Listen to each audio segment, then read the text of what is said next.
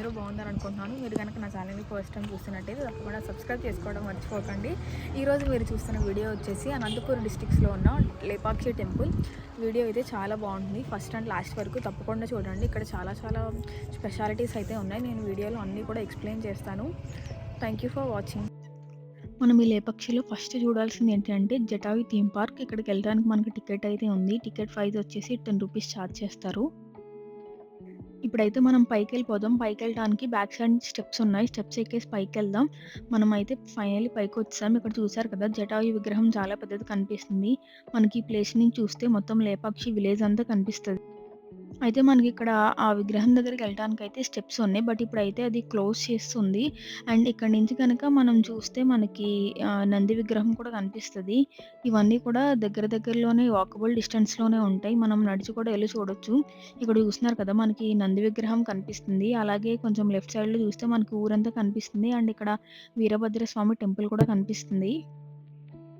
మనకిక్కడ లేపాక్షి హ్యాండీక్రాఫ్ట్స్ అనేసి ఒక షాప్ ఉంది. దీనిలో అంతా కూడా హ్యాండీక్రాఫ్ట్స్ ఐటెమ్సే ఉంటాయి. చెక్క బొమ్మలు, మట్టివి అలా ఆటిలతో తయారు చేసినవి ఉంటాయి. అండ్ ప్రైజెస్ కూడా మనకి బయటతో కంపేర్ చేసుకుంటే ఇక్కడ తక్కువ ప్రైజెసే ఉంటాయి. అండ్ ఇక్కడ కలెక్షన్ కూడా చాలా బాగున్నాయి. ఒకవేళ మీరేమన్నా తీసుకొని ఇంట్రెస్ట్ ఉంటే డెఫినెట్‌గా ఆలోచించకుండా తీసుకోవచ్చు. ప్రైజెస్ అంతా రీజనబుల్‌గా ఉన్నాయి ఇక్కడ. అండ్ కలెక్షన్ కూడా చాలా యూనిక్ కలెక్షన్ ఉంది. ఇప్పుడందరూ హ్యాండీక్రాఫ్ట్ ఐటెమ్స్ పెట్టుకోవడానికి ఇష్టపడుతున్నారు కదా! సో, మీకు ఇంట్రెస్ట్ ఉంటే గనక తప్పకుండా ట్రై చేయొచ్చు. నేనైతే ఇక్కడ fridge magnet and key chains తీసుకున్నాను. మెమరబుల్‌గా ఉంటుంది అనేసి. అయితే మనం ఫైనల్లీ ఇక్కడ వీరభద్ర స్వామి టెంపుల్‌కైతే వచ్చేసాం. ఇది మీరు చూస్తున్నది ఎంట్రీ అనమాట. ఎంట్రీకి సెపరేట్‌గా, ఎగ్జిట్‌కి సెపరేట్‌గా ఉంది. ఇదివరకైతే ఎంట్రీ, ఎగ్జిట్ 2 కలిపే ఉండేవి. అప్పుడు మనం ఫైనల్లీ టెంపుల్ లోపలికైతే వచ్చేసాం. చూస్తున్నారు కదా గైస్! ఈ టెంపుల్ వచ్చేసి మనకు నియర్లీ 16థ్ సెంచరీలో కన్‌స్ట్రక్ట్ చేశారు. ఇప్పటికి కూడా ఇంత కూడా చెక్కు చెదరకుండా ఉంది టెంపుల్ అంతా కూడా. అండ్ మీరిక్కడ కింద చూస్తే కనిపిస్తుంది కదా! మనం నడిచే పాత అంతా కూడా ఏదో సమానం చేసి అలా లేదు అనమాట. అంటే ఇది డైరెక్ట్ కొండ మీద కట్టారు. సో, ఆ కొండని సమానంగా చెక్కకుండా అలాగే వదిలేసారు. సో, మనం నడిచే పాత అంతా కూడా ఎత్తుపల్లంగా ఉన్నాయి. నిజంగా ఈ టెంపుల్ అయితే కూడా మస్ట్ విజిట్ ప్లేస్ అండి. అసలు ఆర్కిటెక్చర్ చూస్తేనే అసలు మతిపోతుంది. అంత బావుందనమాట ఆర్కిటెక్చర్ అంతా కూడా. అండ్ ఈ లేపాక్షి టెంపుల్ గురించి మీరు హిస్టరీ బుక్స్‌లో అవి చదువుకునే ఉంటారు. కానీ ఖచ్చితంగా మీ ఫ్యామిలీతో ఎళ్లి విజిట్ చేయండి. ఇది మస్ట్ విజిట్ ప్లేస్.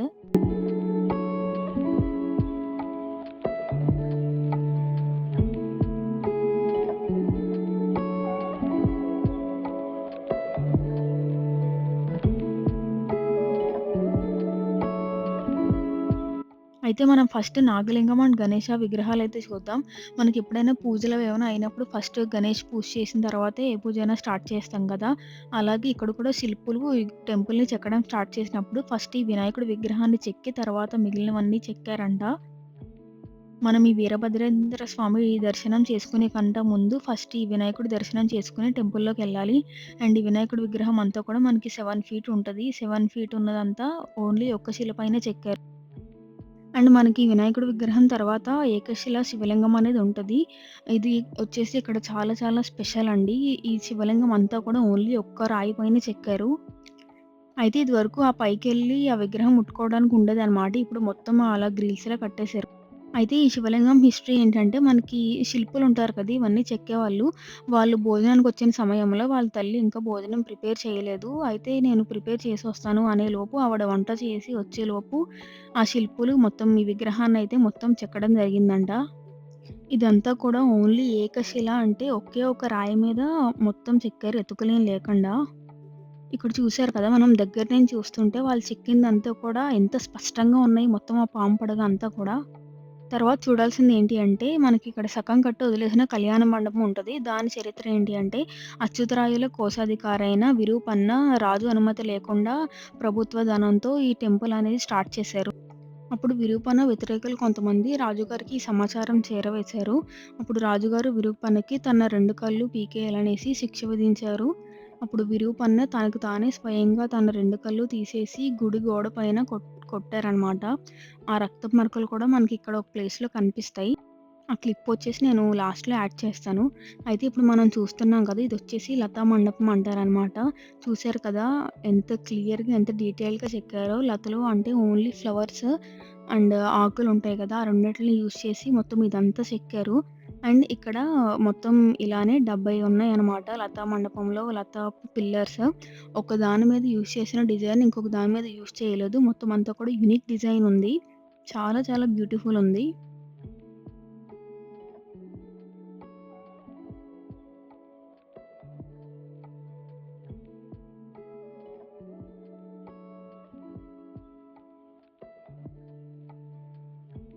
అయితే ఈ మండపంలో మనకి ప్రతి స్తంభం కూడా ఒక్కొక్క స్టోరీ చెప్తున్నట్టు ఎలివేట్ చేశాయన్నమాట.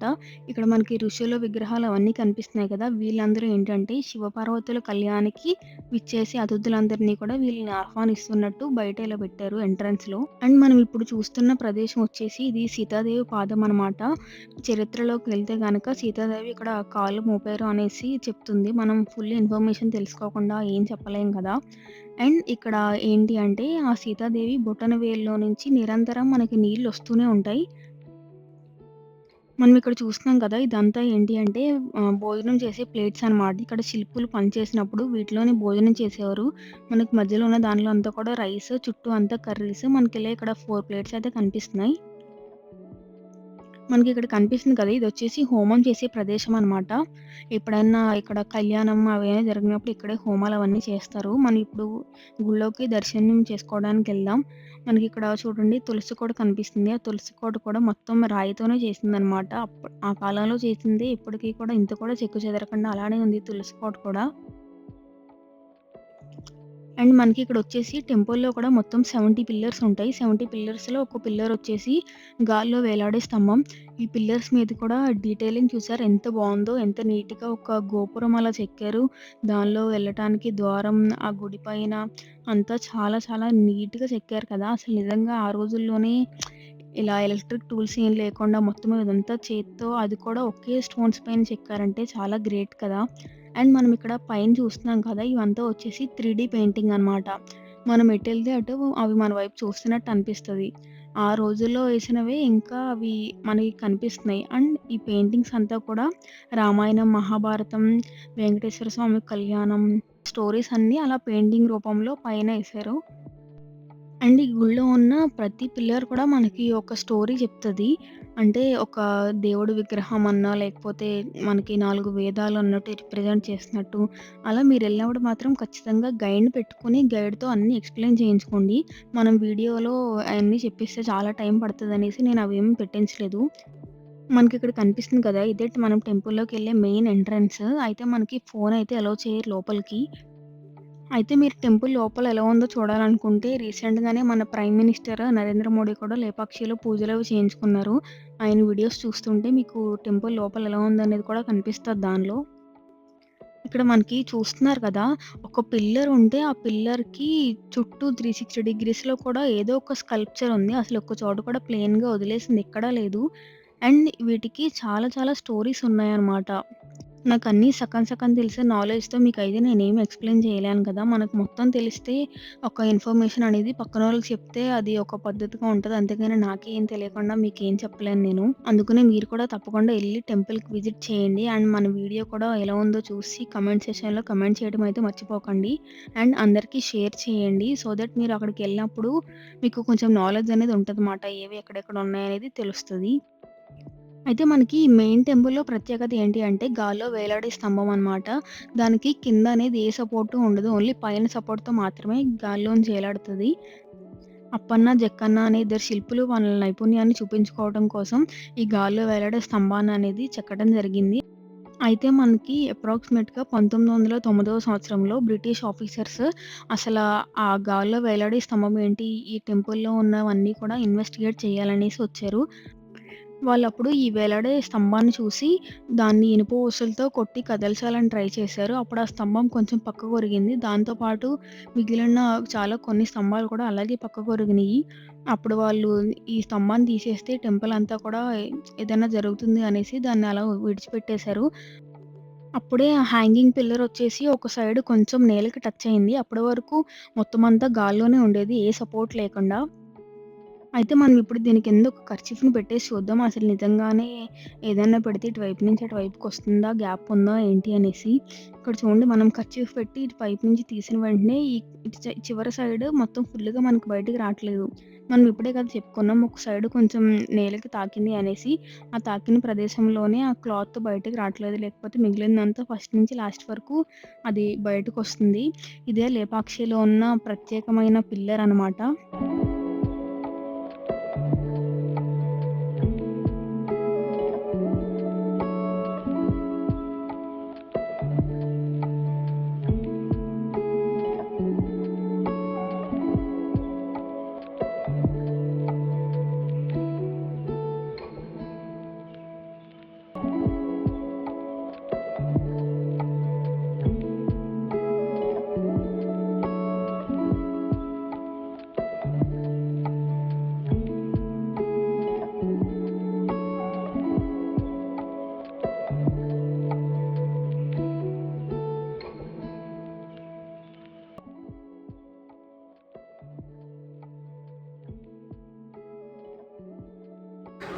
పూలంతా చూడండి guys, సూపర్ కదా. ఇక్కడ శివలింగం చూడండి ఎంత ఎంత మంచి స్ట్రక్చర్గా చెక్కారు. అంటే ఈ పూలంతా కూడా ఇదంతా కూడా ఒక్క స్టోన్ పైన చెక్కింది. ఎంత ఆర్కిటెక్చర్ ఎంత బాగుందో మొత్తం చూడండి. ఇది కూడా కాదు, ఈ టెంపుల్ అంతా కూడా చాలా మంచి ఆర్కిటెక్చర్.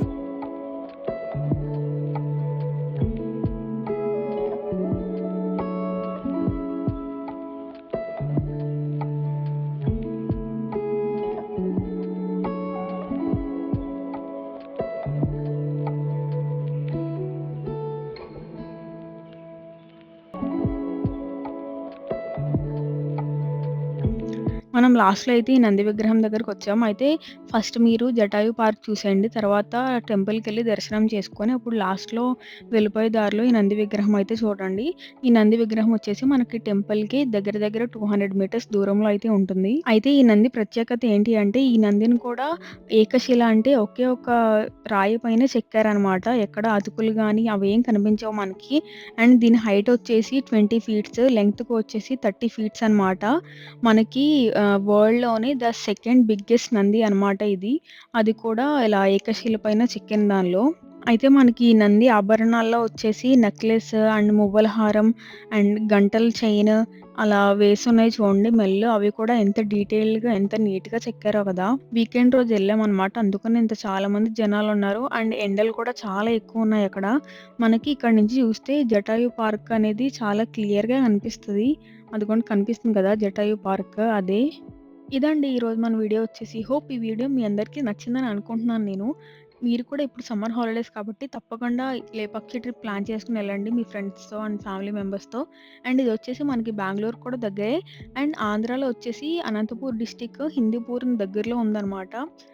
ప్లీజ్ తప్పకుండా లైక్, షేర్ అండ్ సబ్స్క్రైబ్ చేయడం మర్చిపోకండి. Thanks for watching.